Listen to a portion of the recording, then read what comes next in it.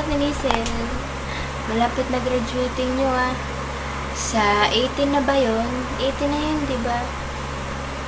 Sana maging masaya ka sa sa graduation nyo. Kasi, ka na, mag-graduate ka na sa college. Magkakaroon ka na ng trabaho. Magkakaroon ka na ng sahod. Tapos, makakatulong ka na sa mga magulang mo. Ako, hindi pa kasi high school pa lang ako. Pero sana, kapag tapos ako, para matulungan ko na din yung mga magulang ko. Hindi ako gagaya sa ate ko. Ayoko talaga, yan ang iniisip ko. Ang pag-aaral ko, wag muna yung mga love-love na yan. Wala yun sa akin. Sana, masaya ka sa graduation nyo. sa graduation nyo sana mag-enjoy kayo. Tapos salamat salamat sa lahat.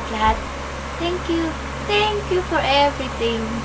Salamat kasi ang bait-bait mo sa amin sana natatawa na sana hindi mo kami makalimutan, kami ng ate ko.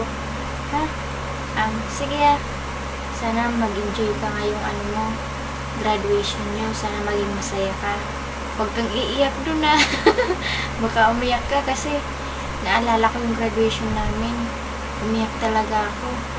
Kasi nakagraduate na ako ng grade 6. Pero, nung high school na ako, ang hirap dun sa amin. Kasi, walang pambayad yung nanay ko.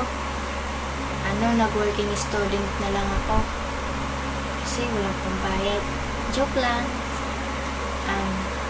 Sana maging masaya ka.